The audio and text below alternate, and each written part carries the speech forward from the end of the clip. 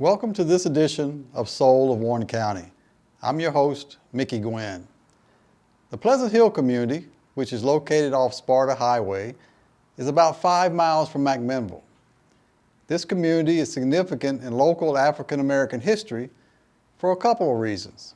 The school and the annual fair held there years ago that primarily catered to the local blacks. Pleasant Hill was originally called Martin Charge because of the large number of Martins who lived in the community. Later changed to the Pleasant Hill community, it became home to both a black United Methodist Church and a black Baptist church.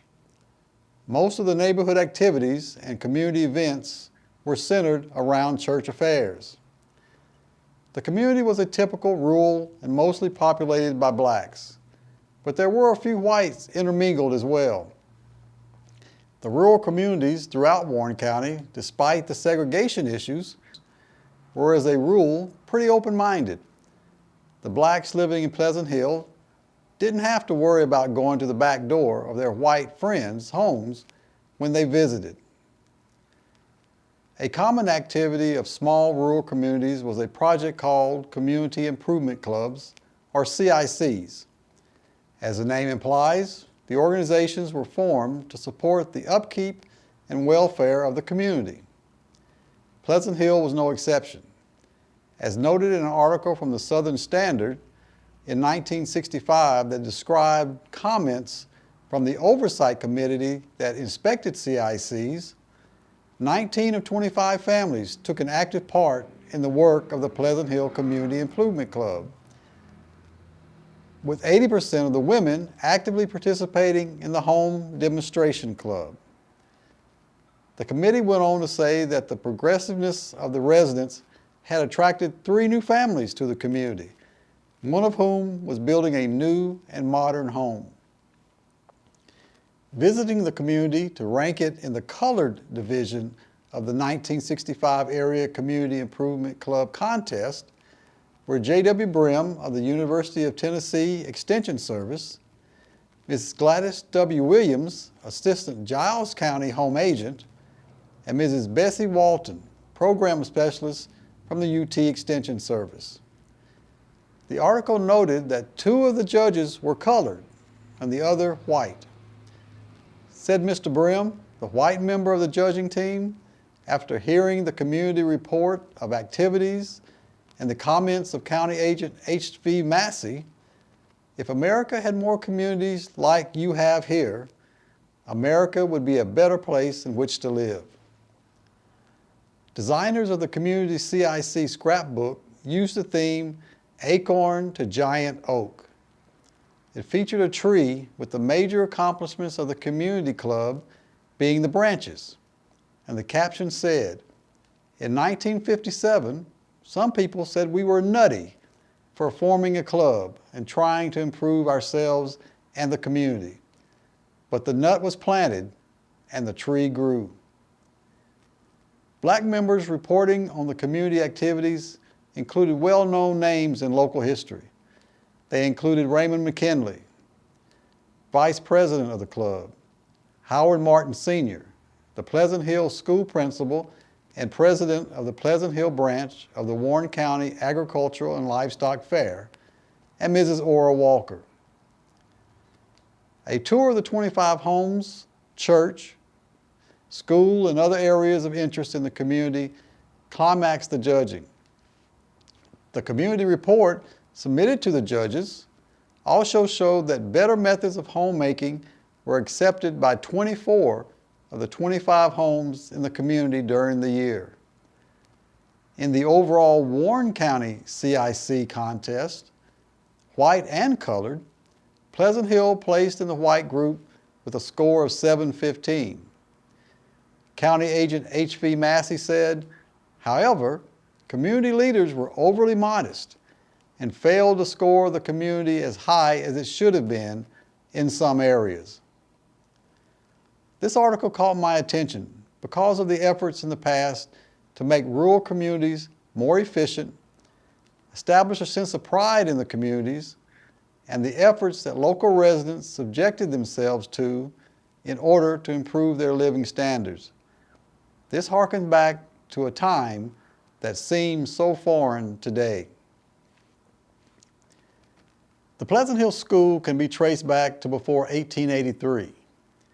Like the local churches, the schoolhouse also became a centerpiece of the community. Not only did it serve the educational needs of the school-aged children, various other activities and functions depending on the building for gathering place. The original school was a two-room, wood-frame building that had neither electricity nor running water. The school was erected to serve the educational needs of the colored children in the Pleasant Hill and surrounding communities. At the start, the school only served elementary students, with the older students attending the Black Bernard School in McMinnville. My memories of Pleasant Hill School was very faint because I didn't get to spend but 6 months out at the school when it was up and running. I remember us getting on a little yellow Chevrolet truck, van you'd say, and they had wooden benches on each side, and they would go to Bowling Green, Leesburg, Browntown to pick us up and then take us by Bernard School, which was still in progress right then, and then they would take us out to Pleasant Hill. And at Pleasant Hill, I think I've only spent 6 months out at Pleasant Hill, but it was a good experience. I remember the small school. When you walk in the door, you had a bathroom to the right. That way we didn't have any outhouses when I was there. And then if you go forward, then there was, the school was divided in half with a curtain. And that Miss Sadie Martin was the wife of Mr. Howard Martin. He was the president, and he ran principal, and he ran the school. So they would pull that petition together, and she would teach the younger class on the right-hand side of the school when you went in, and on the left-hand side, he would teach the older kids. I remember a piano being up on the stage there. I didn't really realize who was playing it. Maybe Miss Sadie was probably one of the primary people that played the piano. Those memories are way back. But on the left-hand side, when you walk in the door, if you got there somewhere around lunchtime, oh man, somebody else would be able to tell you the names of the cooks, but wow, you're talking about a cafeteria. That was a cafeteria. The rolls, I remember the rolls more than I do anything. Those ladies could really, really throw down. They put their foot in it, in other words, as far as the cooking was concerned. There were many memories there. I didn't get to go there the full time. My mother let me come here every other year, so I got to learn the country part and the city part. So I got to have the feel of each one, and those are great memories. Mr. Howard, Miss Sadie, they were super people. They were really people you could look up to and really trust. So those were my memories as far as Pleasant Hill is concerned. I remember going from the 1st through the 8th grade back in the old Pleasant Hill School. It was an old two-room school. Howard Martin and Sadie Martin was the teachers at that particular time. Miss Sadie taught the 1st through the 4th grade, and Mr. Howard, her husband, taught the 5th through the 8th grade. It was just a little old, and like I say, I don't know how far back it goes. I'm assuming it was the original Pleasant Hill School. And I remember my mother telling me that they used to walk to school, and some of the other older ones. So anyway, I ended up starting on the 1st grade, and my father at that particular time was the bus driver. So he brought all in the community, turkey scratch, all around. It went to the black school, to the colored school, you might say, and that was 1st through the 8th grade. I remember drawing water from an out well. I remember going to the bathrooms on the outside, and I remember cleaning the old school. For some reason, they used oil to clean up the floors. It was just an old oil school. There was a muscadine patch down behind the school, and a lot of us, me and the boys, we ended up going down there and cigarettes, and sometimes they had cigarettes. We did a little smoking down there even, and I started smoking like in the 8th grade. My parents didn't know anything about it, but they could smell it. But anyway, then in '57 there was a new school built, and I'm not exactly sure in terms of how long I was there. I want to say I was there probably 3 years, and then from that point on went into the 9th grade, and that's when we ended up going to Bernard.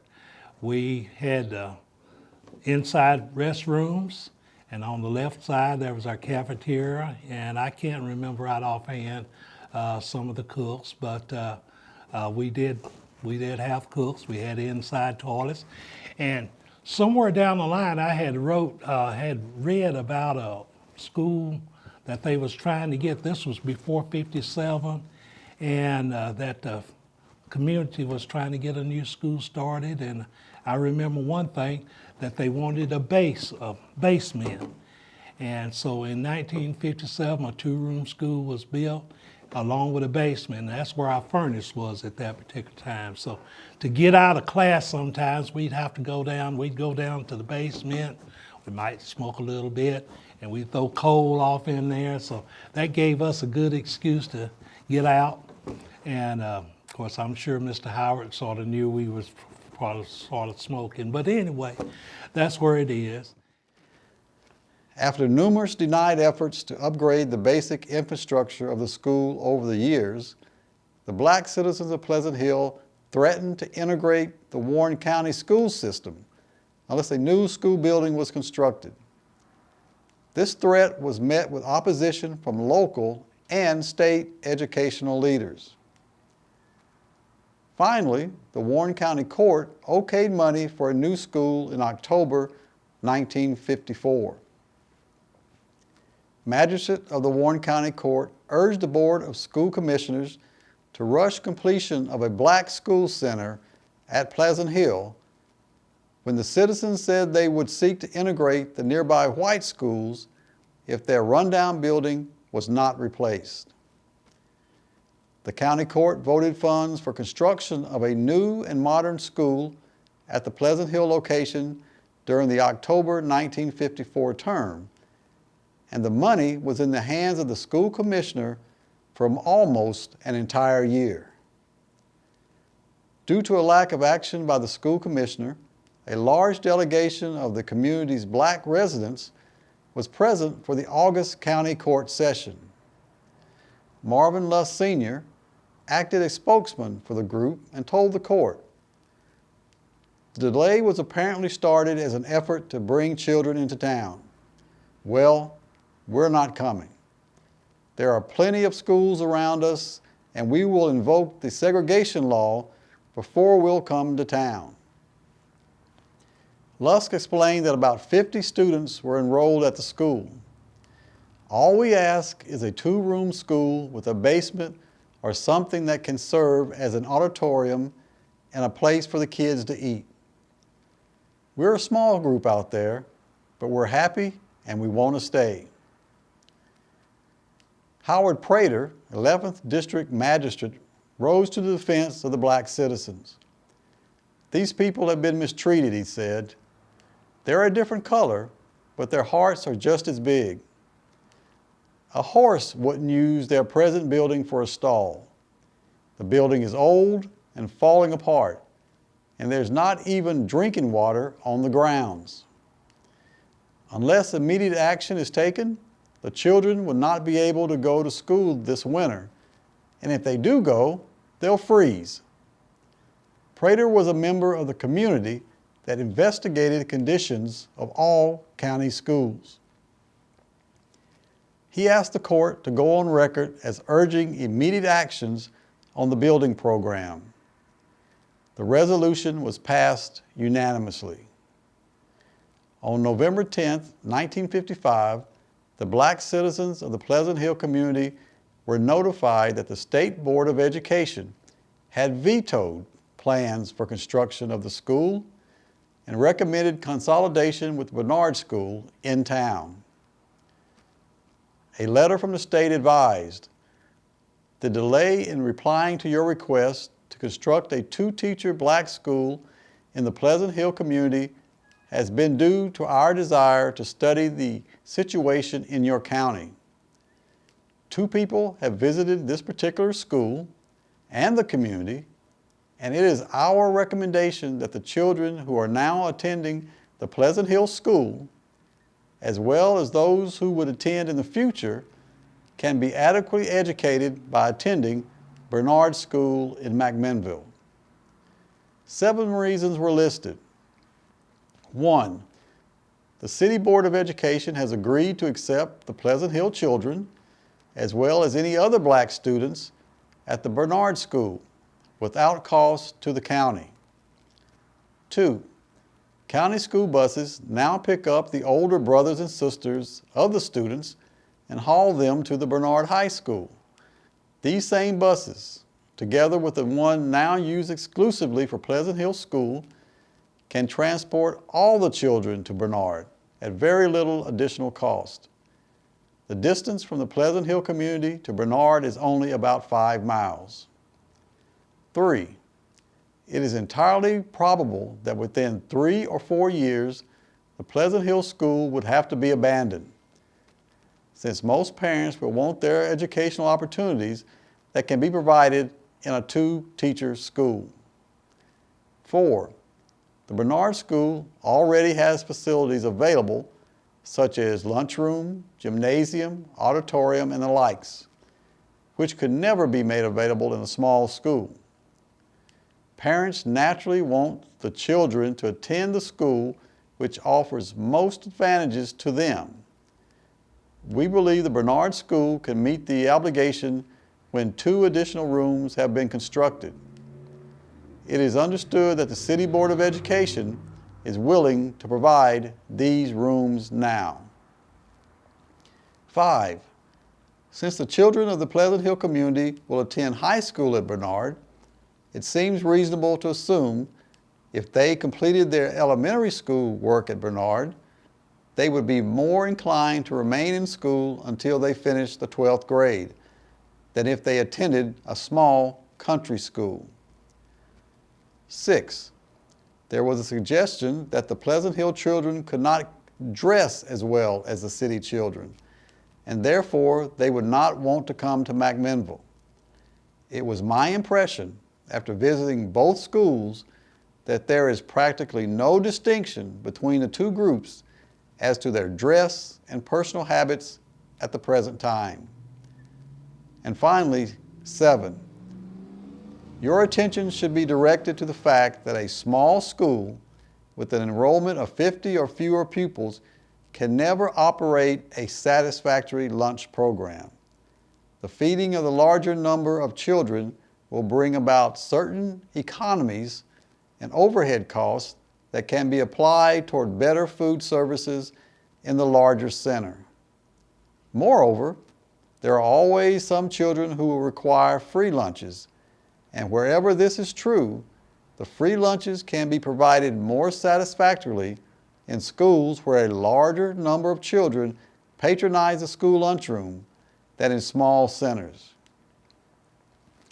Despite the mandate from the State Board, the Warren County educational community rallied around the Pleasant Hill community. Representatives of the Pleasant Hill Negro community, once again led by Marvin Luss Sr., came before the Warren County Board of School Commissioners on 13 September 1956, again to petition for a new building. A motion was made and passed that stipulated a new school building be built for the community. At the October board meeting, a motion was made and carried to quickly secure a deed for property procured from Raymond McKinley for a Pleasant Hill school. In exchange for the old Pleasant Hill School, Mr. McKinley agreed to cede 2 acres of land to the county and also agreed to remove the old building from the school ground within 90 days. Later that month, the board approved plans for the school and agreed to enter into a contract for construction. After a long and sometimes discouraging fight, the Negro community at Pleasant Hill finally had their modest school that opened in 1957. The building remained active as a school until the integration of the Warren County Schools, and later served as a community center and headquarters for the Pleasant Hill Fair. Today, unfortunately, the building stands in disrepair, but still acts as a centerpiece of the community. Speaking of the Pleasant Hill Fair, every August, the entire Black community threw their weight behind the Pleasant Hill Fair, which was primarily organized as an event for Blacks. Blacks were banned from attending the Warren County Fair in those days when segregation was the norm. Despite the segregation, the county extension agents worked just as hard to set up the Pleasant Hill Fair as they did the main one. But the Pleasant Hill Fair was altogether different from the main fair. The fair was inaugurated on a community basis in the 1950s and was officially recognized by the state in 1962 and became a branch of the Warren County Agricultural and Livestock Fair in 1965. The fair was truly a community event, with volunteer workers preparing the grounds prior to the multi-day exhibition, overseeing the events during the celebration, and cleaning up after the fair had concluded. Longtime president of the fair, Howard Martin Sr., was also principal at Pleasant Hill School. The fair often consisted of carnival attractions, free tutoring, and concessions. The fair had an official opening ceremony with many city and county officials taking part. Many of these officials lent their time to judging the various categories of food and farm products exhibited at the event. Among the various departments that held competitions during the fair were canned fruits and vegetables, preserves, jellies and juices, pickling, baking, sewing, novelties, farm produce, and flowers. Years later, somewhere in the early 60s, we started a colored fair. And one of the big things, I don't remember how long it lasted, but I do remember that my father took a dairy heifer down there, a Holstein heifer, and it got crazy. And it took us about 4 days to get that heifer up. And people were calling, wanting to know, well, I saw her here, I saw her there, but she just went crazy. But anyway, we ended up getting her back. And that's probably about the last part I remember of the colored fair. And, but we had games. But also during that period of time, my father was a dairy farmer, so he showed out here to the AFL fair also. Good memories, but I don't think I'd want to go back to them. Not after getting used to things that's going on in this particular time. Pleasant Hill is concerned, the fair, that was so long ago, and I really don't remember even if I engaged in any of the activities in the fair. But I was so proud to hear later on, after doing writing and working with the museums, about all of the activities and so forth that went on, and the people. There's also a brochure that we have here that had all the people, all of the sponsors that helped with the fair there. So that was a great thing. The sad part was that during that particular time, when people of flavor wanted to go to the fair here in town, we weren't judged that well when it came to winning prizes and stuff like that. So the Pleasant Hill group got together and they formed their own fair, and things just seemed to run a lot smoother then, because people of color felt like they had a better chance of winning and enjoying. So as far as Pleasant Hill is concerned, that was a beautiful memory, beautiful school. Being an agricultural event, every year presented its own challenges. In 1962, Mr. Martin stated that arrangements were to be made to provide more space, and it was hoped that the additional prizes would attract more entries despite an unfavorable crop year. Hundreds of fairgoers, both black and white, attended the Pleasant Hill Fair throughout the years. But before there was a Pleasant Hill Fair, there was a colored fair. In the July 1st, 1949 edition of Southern Standard, the article stated that 68 colored citizens representing every section of Warren County had been named to the board of directors of the first colored fair that was planned for McMinnville on August 4th and 5th of 1949. Announcement of the selection of the fair board was made by S.M. Stamps, general chairman, following a meeting of the group at Bernard School. At the meeting, plans for the fair were made and citizens forwarded pledges to subscribe funds to help in the expenses of the production. A who's who of black citizens from throughout McMinnville and Warren County community were members of the board. Despite the term McMinnville Colored Fair, the event was actually held in the Pleasant Hill community. And that's the story of the Pleasant Hill community, Pleasant Hill School, and Pleasant Hill Fair. I want to thank Marvin Lust Jr. and Wayne Wolford for providing their memories of this small but vibrant community. Thank you for joining us for this edition of Soul of Warren County. Please join us next time, and until then, make this day and every day a great day.